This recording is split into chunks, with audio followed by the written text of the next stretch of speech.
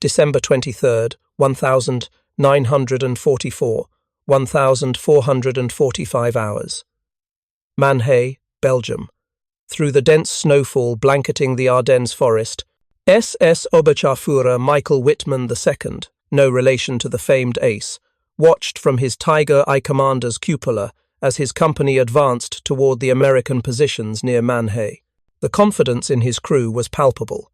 They were encased in 100 mm of frontal armor, armed with the legendary 88 mm Ki-36 gun that could destroy any Allied tank at ranges exceeding 3,000 meters. American intelligence had reported M18 Hellcats in the sector, but this information brought smiles rather than concern to the Tiger crews. The M18, they had been briefed, was a lightly armored speed machine mounting a 76 mm gun, essentially a souped-up version of the standard American tank gun that had proven largely ineffective against Tiger armor. The engagement distance would be everything. Keep the Americans at range, use the 88 mm superior reach, and the battle would be decided before the M18S could, close to effective firing distance. Before we jump back in, tell us where you're tuning in from, and if this story touches you, make sure you're subscribed because tomorrow I've saved something extra special for you. What Wittmann and his fellow Tiger commanders didn't know what German intelligence had catastrophically failed to communicate was that the M18's 76 mm M1A2 gun, firing M93 HVAP, high-velocity armor-piercing ammunition, could penetrate a Tiger I's frontal armor at distances up to 2,000 yards under optimal conditions. More critically, it could defeat the Tiger's side and rear armor at ranges the Germans considered safe. The first indication that something was terribly wrong came at 1,453 hours when Wittmann's Tiger, positioned hull down at the crest of a low ridge approximately 1,800 meters from the suspected American positions, took a hit that shouldn't have been possible. The impact rang through the hull like a cathedral bell, the armor-piercing round punching clean through the 82 mm side armor and detonating the ready ammunition stored along the sponson. Wittmann's crew had exactly 4.7 seconds to evacuate before the Tiger transformed into a funeral pyre. As he stumbled through the snow, watching his invincible tank burn, Wittmann experienced what hundreds of German tank commanders would learn throughout the Battle of the Bulge. American technology had evolved far beyond Wehrmacht intelligence assessments, and the price of that ignorance would be measured in burning Panthers, Tigers, and shattered German confidence. The story of how the M18 Hellcat's 76 mm gun became one of the most underestimated weapons of World War II begins not with German miscalculation, but with American determination to solve a critical problem: how to defeat German heavy armor without building heavy tanks themselves. In June 1942, as reports filtered back from North Africa about the formidable capabilities of German panzers, the U.S. Army Ordnance Department initiated a comprehensive program to develop high-velocity tank and anti-tank guns. The British, already engaged in a desperate struggle against German armor, had shared data about their experiences with the German 88 mm gun and the increasing thickness of German armor. The solution came in the form of the 76 mm gun M1, developed as a derivative of the excellent 3-inch anti-aircraft gun M1918. But the first iteration of this weapon, while an improvement over the 75 mm gun equipping Sherman tanks, still lacked the penetrating power necessary to reliably engage German heavy armor at combat ranges. The breakthrough came with the development of specialized ammunition, particularly the M93 hypervelocity armor-piercing HVAP round, also known as APCR, armor-piercing composite rigid. This revolutionary ammunition used a tungsten carbide penetrator core, surrounded by a lightweight aluminum ballistic cap. The principle was elegant. By reducing the mass of the projectile, while maintaining velocity, the round achieved significantly higher kinetic energy concentration at the point of impact. The M93 HVAP round, when fired from the 76 mm M1A2 gun mounted in the M18 Hellcat, achieved a muzzle velocity of 3,400 feet per second, approximately 1,000, and 36 meters per second. This was extraordinary performance, exceeding the muzzle velocity of many contemporary anti-tank guns and approaching the performance of the German 88mm Kok 36 firing standard armor-piercing ammunition. By March 1944, testing at Aberdeen Proving Ground demonstrated that the 76mm M1A2 firing M93 HVAP ammunition could penetrate 157mm of armor plate at 500 yards at 30 degrees from vertical. At 1,000 yards, penetration remained at 134mm. Even at 2,000 yards, the round retained sufficient energy to penetrate 106mm of armor, more than enough to defeat a Tiger Eye's frontal armor at ranges the Germans considered entirely safe from American tank guns. The challenge wasn't the gun's capability, it was producing enough of the specialized tungsten cord ammunition. Tungsten was a strategic material, and competing demands from other weapon systems meant that HVAP ammunition remained in critically short supply throughout 1944 and into 1945. M18 crews typically carried only a limited number of HVAP rounds, often fewer than 10 per vehicle, with the remainder of their ammunition load consisting of standard M62 APC, armor-piercing capped, rounds and high-explosive shells. This scarcity had a profound effect on how the weapon was employed and, critically, on how German intelligence assessed its capabilities. Early encounters between M18s and German heavy armor often occurred at close range, where the distinction between standard AP and HVAP ammunition mattered less. German after-action reports consequently failed to recognize that American tank destroyers possessed the capability to engage successfully at extended ranges. The German Army's systematic underestimation of American anti-tank capabilities stemmed from a combination of institutional arrogance, intelligence failures, and a fundamental misunderstanding of American industrial and technological capabilities. From 1941 through mid-1943, German assessments of American armor were largely accurate. The M3 Lee, Grant tank, while serviceable, was clearly inferior to contemporary German designs. The early M4 Sherman, armed with a 75mm gun, posed little threat to German medium tanks at range, and was essentially helpless against Tigers and Panthers in frontal engagements. These early encounters established a pattern of thinking within the Wehrmacht that proved catastrophically persistent. American tanks and tank destroyers were numerous, but technologically inferior, relying on quantity rather than quality, built by a nation of mechanics and factory workers rather than engineers and craftsmen. The Fremde Heer, West Foreign Armies West, the Wehrmacht intelligence organization responsible for assessing Allied capabilities, produced a comprehensive report in August 1944, titled Amerikanische Panzerabwehrwaffen, American Anti-Tank Weapons. This document, distributed to panzer divisions throughout France and Germany, assessed the M18 Hellcat based on captured vehicles and interrogation of prisoners from the Italian campaign. The report's critical conclusion was devastating in its inaccuracy. The M18 gun motor carriage mounts a 76mm gun, similar to that employed on late-model Sherman tanks.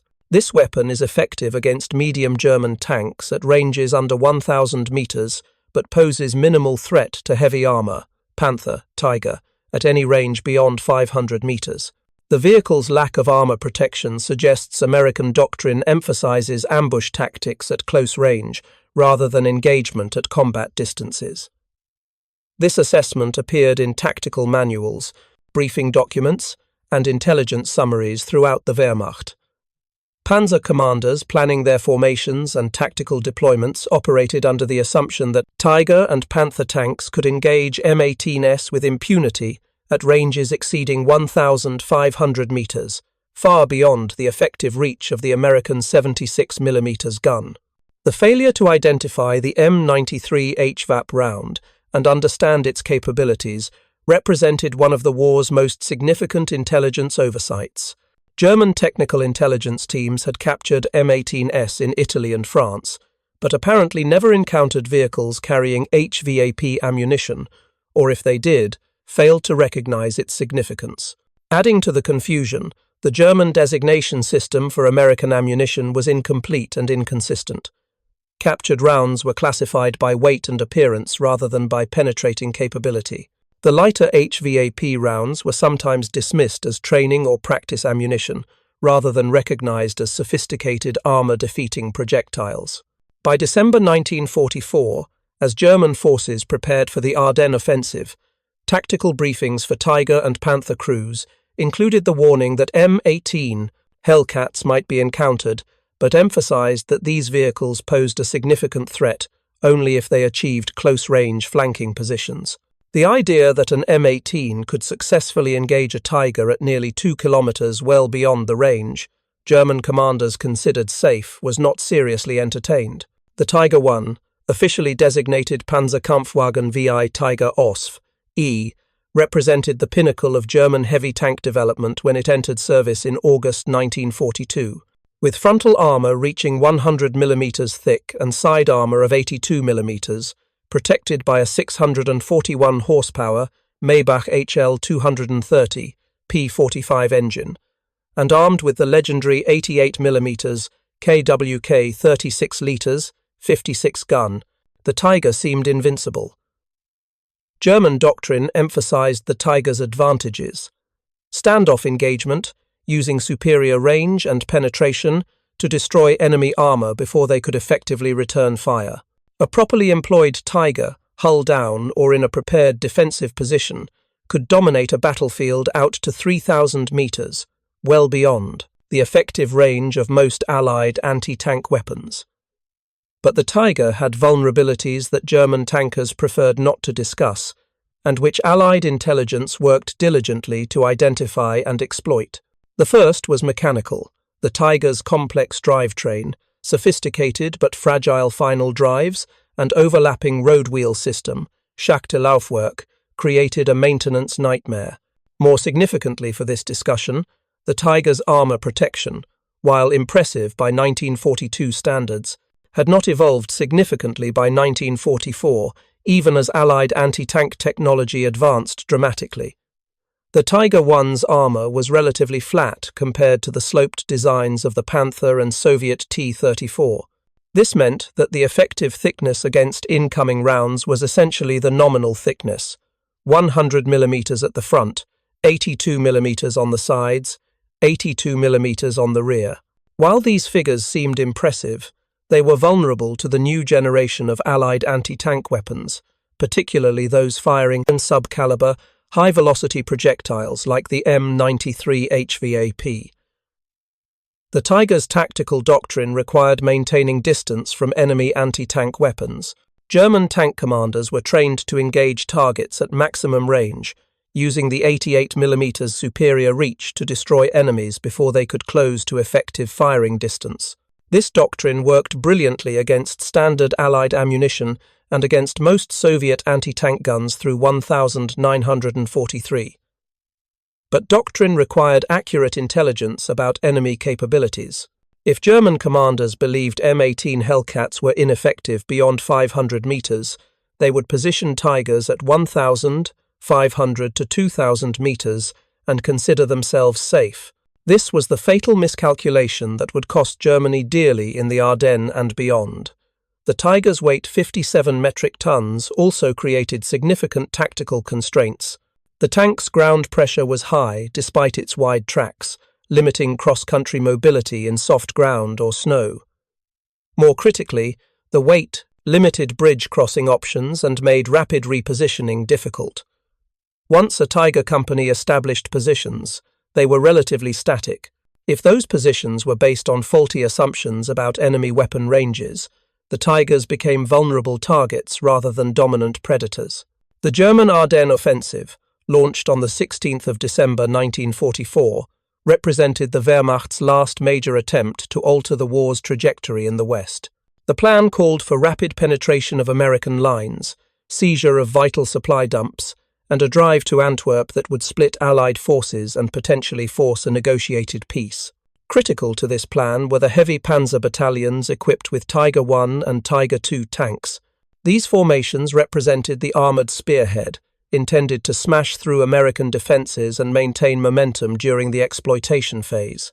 German planners anticipated encountering M4 Sherman tanks and M10 tank destroyers, both of which Tigers could engage with confidence at long range. What they didn't adequately plan for was the widespread deployment of M18 Hellcats armed with improved ammunition, backed by crews who had spent months perfecting long-range gunnery techniques specifically designed to defeat German heavy armour. The 814th Tank Destroyer Battalion, equipped with 18 M18 Hellcats, was positioned near Malmedy when the German offensive began. As Kampfgruppe Paper, spearheaded by Tiger IIs and Panthers, drove westward, the 814th was rushed to blocking positions near Trois Ponts and Stoumont. On December 18th, 1944, at approximately 0730 hours, 4 M18s from Company B established overwatch positions on high ground overlooking the approach to Trois Ponts. Lieutenant John Patterson, commanding the platoon, had received explicit instructions: deny the bridge crossing to German armour by any means necessary. Through morning fog, German reconnaissance elements appeared: 1st SDKFZ 251 Halfracks and a Panzer IV. These were allowed to pass, with Patterson's crews holding fire, waiting for the heavy armour they knew would follow. At 0843, the first Tiger II appeared, its massive form unmistakable even at 1,900 metres range. The Tiger II, or Königstiger, King Tiger, mounted even heavier armour than its predecessor: 150mm frontal hull armour, 100mm side armour. German crews considered these tanks essentially immune to frontal engagement from any American tank gun. The Tiger II commander certainly felt secure as his tank ground forward at 15 km per hour, main gun traversing slowly to scan for threats. Patterson's gunner, Corporal Robert Early, had loaded an M93 HVAP round, one of only 8 such rounds in their ammunition load. The fire control solution was complex: 1,900 metres range, 15-degree angle off the Tiger's centerline, target moving at approximately 15 km per hour. Early made minute adjustments to the sight, compensating for range, lead, and the slight crosswind drifting down the valley. Telling and preparing this story took us a lot of time, so if you are enjoying it, subscribe to our channel. It means a lot to us. Now, back to the story. The shot, when it came, surprised even the American crew with its effect. The M93 HVAP round, travelling at over 1,000 metres per second, struck the Tiger II on the lower front hull, where armour thickness dropped to 100mm. The tungsten penetrator punched through, the kinetic energy dump devastating the driver's compartment and igniting ammunition stored in the hull front. The Tiger II slewed to the right, smoke immediately pouring from hatches as the crew bailed out. The entire engagement, from target acquisition to kill, had taken 37 seconds. More importantly, it had occurred at a range German doctrine considered completely safe from American tank destroyers. The psychological impact on the following German armour was immediate and profound. The column halted, Tigers and Panthers deploying into defensive positions, scanning for the threat they knew must be much closer than it actually was. This delay, multiplied across dozens of similar engagements throughout the first week of the Bulge, helped rob the German offensive of its critical momentum. As the Battle of the Bulge progressed through late December 1944, American tank destroyer battalions, equipped with M18 Hellcats, systematically exploited German ignorance about their true capabilities.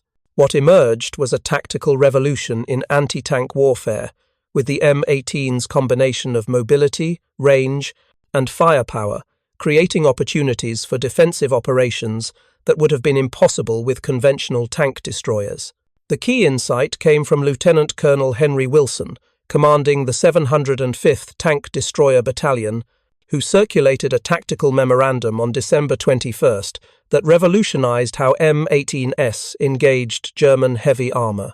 The enemy operates under the assumption that his heavy tanks are invulnerable at ranges beyond 1,500 meters. Intelligence indicates German crews have been briefed that American 76mm guns are ineffective against heavy armor at extended ranges.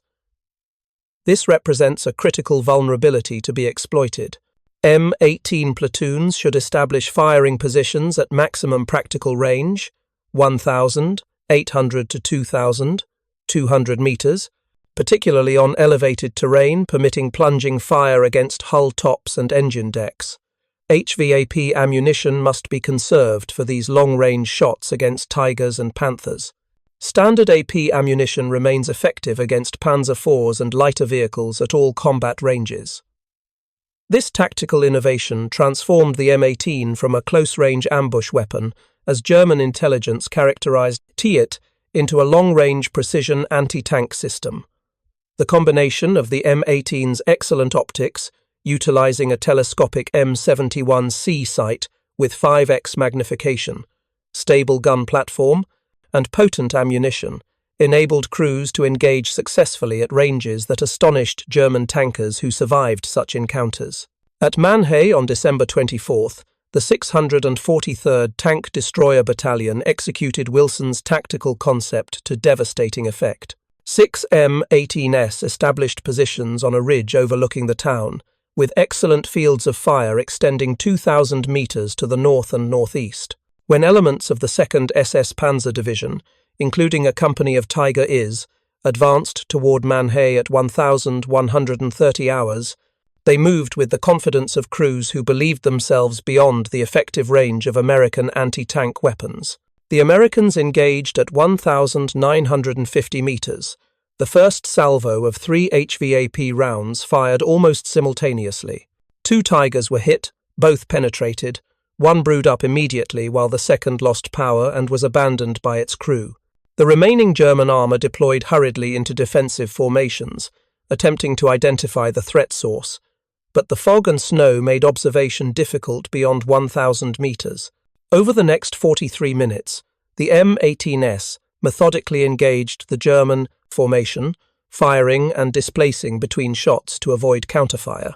The combination of range, mobility, and careful ammunition management allowed the American tank destroyers to knock out 5 Tigers and 2 Panthers for no losses.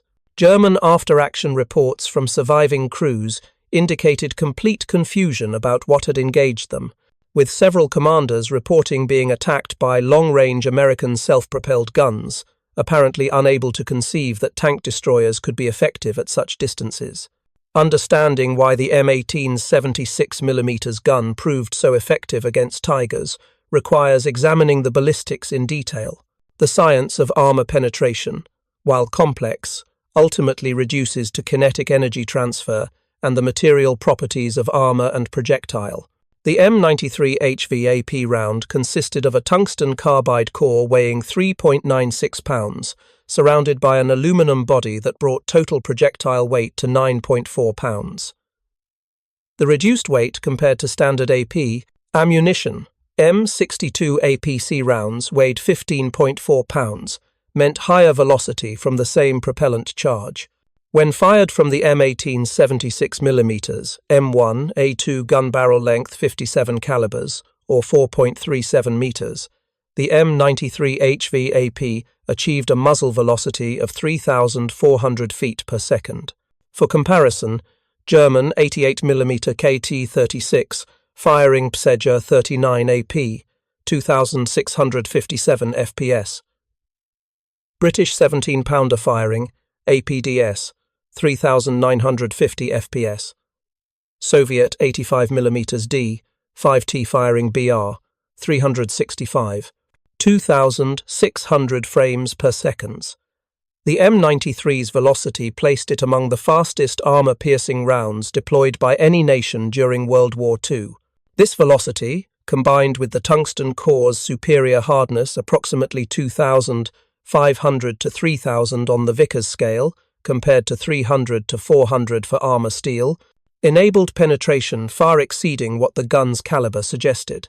Penetration tables from April 1945 testing at Aberdeen Proving Ground documented the M93 HVAP's capabilities against homogeneous armor plate at various ranges and angles. At 500 yards, 457 meters, 0 degrees, perpendicular, 157 millimeters, penetration 30 degrees from perpendicular, southern 3.1 millimeters penetration,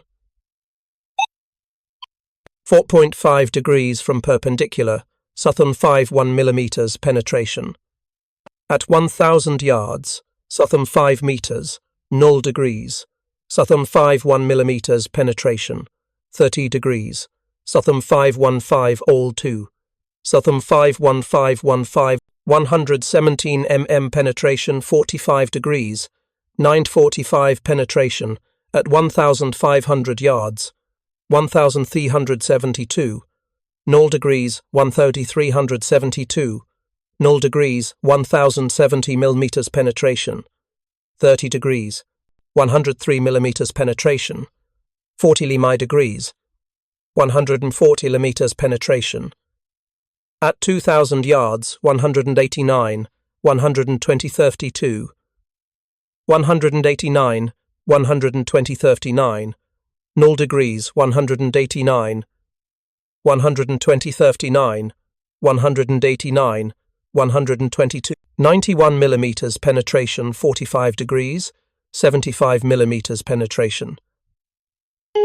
These figures revealed the crucial fact. At 2,000 yards, the M93 HVAP could penetrate the Tiger I side armor, 82 millimeters, at any angle up to 45 degrees, and could penetrate frontal armor if striking the lower hull plate or if the engagement angle was favorable. More critically, even at extended ranges, the round retained sufficient energy to defeat turret side armor, upper hull plates, and rear armor with certainty. The implications were profound. A properly positioned M18, utilizing terrain and elevation to optimize engagement angles, could effectively engage Tigers at ranges the German tanks considered safe. If the M18 occupied elevated ground, achieving even a slight plunging angle, penetration of hull top armor, 25-40 mm, became possible at ranges exceeding 2,500 yards. German intelligence's failure to recognize these capabilities stemmed partly from the rarity of HVAP ammunition in American ammunition loads. When German technical intelligence teams examined captured M18s or interrogated prisoners, the standard response indicated that 76 mm guns could penetrate Tiger side armor at close range, but were ineffective against frontal armor. This was technically accurate for standard M62 APC ammunition, but catastrophically misleading regarding HVAP capabilities. The effectiveness of the M93 HVAP round created its own problem.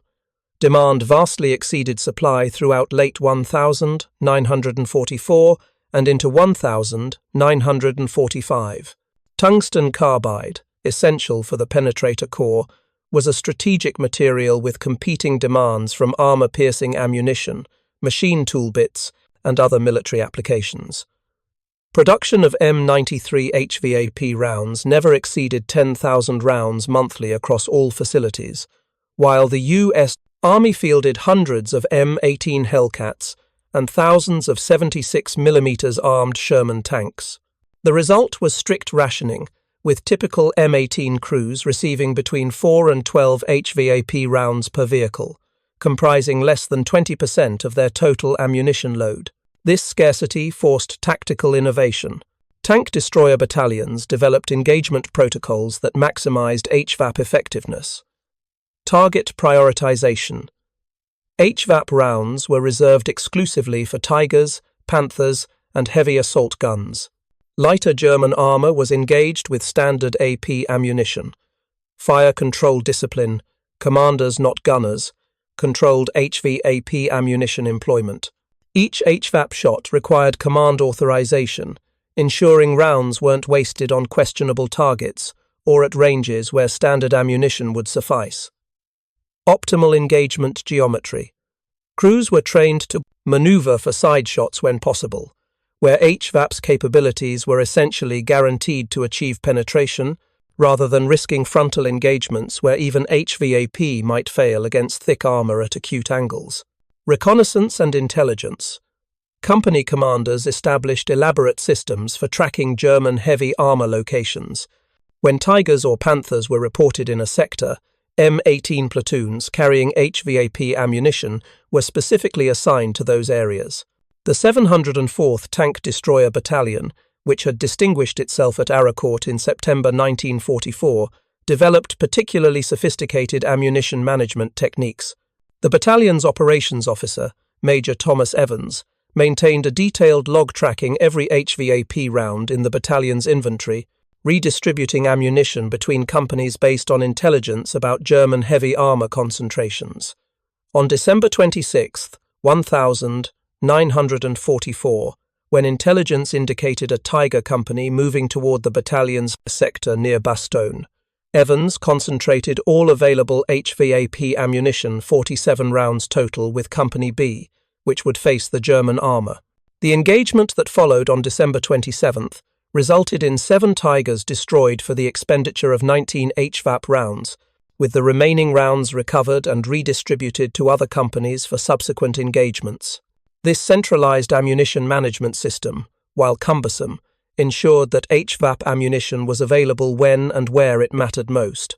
More importantly, it denied German forces the opportunity to learn about HVAP capabilities through capturing American ammunition supplies. Every round was accounted for, and crews were under strict orders to evacuate HVAP ammunition before abandoning vehicles. Beyond the tactical and technical aspects, the M18's long-range effectiveness against Tigers created a psychological crisis among German heavy tank crews that proved as damaging as the physical destruction of vehicles. Since the Tiger's introduction in August 1942, its crews had operated under the assumption of invincibility. Early encounters on the Eastern Front, in Tunisia and in Italy, had demonstrated that Tiger tanks could dominate battlefields, destroying enemy armor at ranges where return fire was ineffective or impossible. This created an aura of supremacy that was as much psychological as tactical. German tank training emphasized this superiority. Tiger crews were taught they were the elite, entrusted with Germany's finest weapon. The tactical doctrine reinforced this. Tigers engaged at standoff ranges, using superior optics, gun performance, and armor protection to destroy enemies before they could respond effectively. When this assumption of invincibility was shattered when Tigers burned at ranges, German crews considered safe, the psychological impact rippled through entire panzer formations. Captured documents from the Battle of the Bulge reveal this crisis explicitly. A report from the 501st Heavy Panzer Battalion, dated January 3, 1945, noted, "Crew morale has deteriorated significantly following engagements with American tank destroyers. Tigers have been knocked out at ranges previously considered safe, creating uncertainty about optimal engagement distances. Several crew members have requested transfer to other units, citing fear of American long-range anti-tank weapons." This represented an extraordinary admission. The Tiger, symbol of German armoured dominance, had become a source of fear for its own crews. The uncertainty was perhaps worse than the actual threat. At least knowing your enemy's capabilities allows tactical adaptation. Not knowing whether you were within enemy effective range created persistent anxiety that degraded combat effectiveness. German battalion and company commanders attempted various adaptations. Some ordered Tigers to operate only at ranges exceeding 2,500 meters, but this severely limited their offensive utility and rendered them ineffective in terrain with limited sight lines. Others attempted to concentrate Tigers for mutual support, but this created lucrative targets for American artillery and made maneuver more difficult. Some units reverted to night operations exclusively, reasoning that American tank destroyers' long-range advantage depended on visual engagement. This worked initially but created its own problems as American forces adapted with improved night fighting techniques and increased use of indirect fire missions guided by forward observers with night vision equipment. By mid-January 1945, German tactical doctrine for Tiger employment had fundamentally changed. Rather than the aggressive, offensive use that characterized earlier operations, Tigers were increasingly employed defensively, in prepared positions, with extensive camouflage and supporting infantry to protect against close-range attack. This was an admission that the vehicle could no longer dominate battlefields through technical superiority alone. As Allied forces crossed into Germany proper in early 1945, the tactical situation for German armour became increasingly desperate. The M18 Hellcats' continued effectiveness against Tigers played a significant role in the collapse of German defensive capabilities. During the fighting in the Rhineland in February and March 1945, M18-equipped tank destroyer battalions systematically hunted German heavy armour. The terrain, with its villages, forests and rolling hills, would seem to favour defensive operations by Tigers positioned in prepared positions. Instead, the M18's ability to engage at long range, combined with superior American intelligence about German dispositions, turned German heavy tanks into victims rather than predators. The 808th Tank Destroyer Battalion's action at Remagen exemplifies this transformation. As German forces desperately attempted to contain the Ludendorff Bridge bridgehead in March 1945, they committed elements of 3 heavy panzer battalions, 27 Tigers total, to crush the American perimeter. M18 platoons from the 808th established firing positions on high ground west of the Rhine, with clear observation of German approach routes. The engagement, which lasted from March 10th through March 13th, resulted in 14 Tigers destroyed or abandoned, with American losses limited to 2 M18s damaged, both later recovered and returned to service.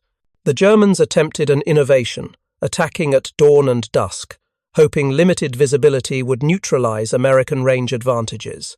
Instead, American crews, equipped with excellent optics and increasingly experienced at range estimation, successfully engaged Tigers in poor light conditions at distances exceeding 1,600 meters. Several kills were achieved using tracer rounds from 50 caliber machine guns to walk fire onto targets before engaging with main gun HVAP rounds, a technique that would have been impossible at the close ranges. German intelligence predicted. By April 1945, German tank units were experiencing a crisis of confidence that transcended specific engagements. Captured documents from the 506th Heavy Panzer Battalion revealed that some Tiger crews were refusing orders to advance, citing insufficient intelligence on American anti-tank weapon positions and inability to confirm safe engagement ranges. This represented a complete reversal of roles from 1943, when German armoured forces operated with supreme confidence, while Allied tankers feared encounters with Tigers. Now, with supplies dwindling, replacements unavailable, and every loss irreplaceable, German heavy tank crews approached each engagement with the knowledge that American tank destroyers could kill them at ranges they couldn't even accurately estimate. The M18's effectiveness against German heavy armour had implications extending far beyond individual tactical engagements. At the strategic level, the vehicle represented a force multiplication that German planners had not anticipated and could not effectively counter. Production of the M18 Hellcat totaled 2,507 vehicles between July 1943 and October 1944, with an additional 600-plus vehicles produced in early 1945 for replacement and additional unit activations. Each vehicle cost approximately $55,000 and required roughly 500 man-hours to produce dramatically less than German heavy armour. A Tiger I cost 250,800 Reichsmarks, approximately $100,000 in 1944 dollars, and required over 2,000 man-hours to build. The Tiger II was even more expensive at 321,500 Reichsmarks and nearly 3,000 man-hours. More critically, Tiger production was limited to about 25 vehicles per month at peak, constrained by specialized components, skilled labor requirements, and increasingly frequent Allied bombing. The exchange ratio was devastating for Germany. When M18s destroyed Tigers at extended ranges using HVAP ammunition, Germany lost not just a vehicle but weeks of production capacity, specialized materials, and experienced crews that were increasingly impossible to replace. American losses, by contrast, could be made good within days from the steady stream of vehicles arriving from factories in Michigan. The strategic calculation became worse when ammunition expenditure was considered. The M18's 76mm gun used relatively common ammunition components, except for the tungsten in HVAP rounds, and production of standard AP ammunition exceeded 500,000 rounds monthly. Even HVAP production, while limited, outpaced German production of specialized armor-piercing ammunition for their heavy guns. By early 1945, German forces were experiencing acute shortages of specialized ammunition. The Pesgra 40 tungsten cord ammunition for the 88mm gun, Germany's answer to HVAP, was essentially unavailable, with the few remaining rounds reserved for Tiger TIs facing Soviet heavy tanks. German Tigers engaging M18s were forced to use standard PZG 39 ammunition, which, while effective, lacked the penetrating power of sub-caliber rounds. This created an asymmetry.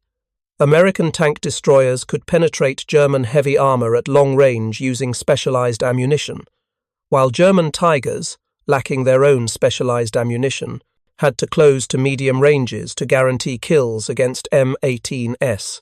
This negated the Tiger's tactical advantages and forced exactly the type of engagement, high mobility, fluid combat at medium ranges, where the M18 excelled. The story of German tankers discovering that M18 Hellcats could penetrate Tigers at 2,000 yards represents more than tactical surprise. It exemplifies the danger of intelligence failures, the importance of technological adaptation, and the reality that wars are won not just by superior equipment, but by superior integration of technology, tactics, and logistics. German military culture in World War II emphasized the superiority of German engineering and the martial prowess of German soldiers. This created institutional blindness to Allied technological advancement. The assumption that American weapons were inferior, built by a nation of factories rather than craftsmen, persisted even as evidence accumulated that American technology had matched and in some cases exceeded German capabilities. The M18 76mm gun, firing M93 HVAP ammunition, represented American industrial might applied to military problems. Sophisticated metallurgy creating tungsten carbide penetrators, precision manufacturing producing consistent high-velocity ammunition, and efficient distribution systems, ensuring ammunition reached combat units despite global supply chains. These were capabilities Germany, with its war economy strained beyond breaking, could not match. For American tank destroyer doctrine, the M18's long-range effectiveness vindicated the concept of mobile, specialized anti-tank vehicles, while the original doctrine of massed tank destroyer reserves responding to enemy armor concentrations never quite materialized as envisioned. The M18 proved adaptable to actual combat conditions. Its combination of mobility, firepower, and adequate protection for its intended role created a vehicle that remained relevant throughout the war's final year. The tactical lessons influenced post-war armored vehicle development globally. The Soviet Union's Su-100 and Isu-152 tank destroyers emphasized similar principles. Powerful guns on mobile chassis. The M18's influence can be seen in Cold War vehicles like the Swedish S-tank and the American M56 Scorpion, which prioritized firepower and mobility over protection. More philosophically, the M18 versus Tiger engagement dynamic illustrated a fundamental principle. In warfare, capability matters less than the enemy's awareness of that capability. German Tigers, operating under the false assumption they were safe at 2,000 yards, made tactical decisions that cost them vehicles and crews. Had German intelligence accurately assessed M18 capabilities, Tiger employment would have been fundamentally different, likely more defensive and conservative.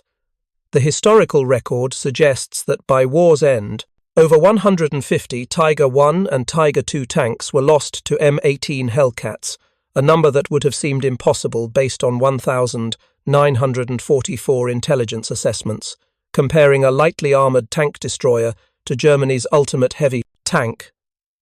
The kill ratio, approximately 3, 1 inch favour of the M18 when engaging Tigers specifically, versus the overall ratio of 2, 4 to 1 against all enemy vehicles, demonstrated conclusively that speed, range, and tactical flexibility could overcome raw armour protection. For the German tankers who survived encounters with the American M18 Hellcat, the experience was both shocking and humbling. These were men who had once believed themselves to be the elite of Hitler's armoured forces, operating what many regarded as the finest tanks in the world. They had grown accustomed to the psychological dominance of machines like the Tiger and Panther, whose thick armour and powerful guns had struck fear into Allied crews since the battles of 1943. But by 1944-45, that dominance was slipping away. What the German tankers discovered, often too late, was that the M18 Hellcat was not just another American tank destroyer. It was a machine that redefined the tempo and tactics of armoured warfare. The M18's reputation was built on 3 attributes: speed, precision, and adaptability. While German tank crews relied on armour and firepower, the Hellcat relied on agility and initiative. Capable of speeds over 50 miles per hour, it was the fastest tracked combat vehicle of the war. Its crews used that speed not for reckless charges, but for tactical deception, hitting hard, then vanishing before the enemy could react. The Germans had no true counterpart to this kind of hit-and-run armoured warfare. Their doctrine emphasized slugging matches of firepower and armour protection, but the M18 represented a different philosophy. Mobility, as survival, speed as armour. When the M18's 76mm gun was paired with the M93 HVAP, high-velocity armour-piercing round, its lethality astonished German tankers. The HVAP's tungsten core could pierce even the frontal armour of a Tiger I or Panther under favourable conditions, sometimes at ranges beyond 1,000, 500 or even 2,000 yards. This shattered one of the central assumptions of German tank warfare, that their heavy armour rendered them invulnerable to Allied fire, except at dangerously close range. Many German tankers who went into battle expecting to dominate found themselves destroyed by unseen enemies firing from distances they had considered safe. The shock of this reversal was not only tactical but psychological. The once invincible predators of the battlefield had become prey. The effect of the Hellcat went beyond the battlefield encounters themselves. It altered the rhythm of engagements across the Western Front. The presence of fast, aggressive tank destroyer units forced German commanders to disperse their armour more widely, reducing the concentration that had once made their panzer divisions so effective. German reconnaissance, already crippled by fuel shortages and Allied air superiority, often failed to detect these mobile American units until they struck. The result was a pattern of German armoured counterattacks that broke apart under sudden, long-range ambushes by M18s, working in coordination with infantry and artillery. The success of the Hellcat also highlighted a deeper truth about the evolution of warfare: that technology alone could not guarantee victory. The Germans had built some of the most sophisticated armoured vehicles in history, but they had also built a system that overvalued engineering excellence and undervalued adaptability. The Americans, by contrast, emphasized speed of production, crew training, and tactical coordination. The M18 was not perfect, its armour was thin, and it could be destroyed easily if caught in the open, but it was part of a broader ecosystem of mobility and flexibility that reflected the strengths of the US Army's doctrine. Its crews knew they could not trade blows with Tigers and Panthers, so they didn't. They fought smart, fast, and unpredictably, and in doing so, they changed the rules. For the German tankers who faced these new tactics, the realization came too late. Many of them went to their deaths, never understanding how an American vehicle so light and unarmored could destroy their steel giants from such distances. They died believing they had been outgunned, when in truth they had been outthought. The intelligence failures that left them unaware of the M18's true capabilities proved as deadly as any shell that pierced their armour. Germany's battlefield arrogance, once its greatest strength, had become its fatal weakness. In the end, the story of the M18 Hellcat is not only about a weapon, but about a shift in mindset, from static duels of attrition to the fluid, rapid engagements that would define modern armoured warfare. Its legacy lay not just in the wrecks of German tanks it left burning across Europe, but in the lesson it taught both sides, that in war, ignorance kills as surely as bullets. The German tankers, who underestimated the Hellcat, paid with their lives, and their nation paid with its last hopes of victory on the Western Front. In the ruthless arithmetic of war, overconfidence is just another form of blindness, and in 1945, that blindness proved fatal. Up next, we have two more incredible stories that are waiting for you. Just click the image you want to watch, and it will take you there. If you enjoyed this video, make sure to subscribe. It would mean a lot.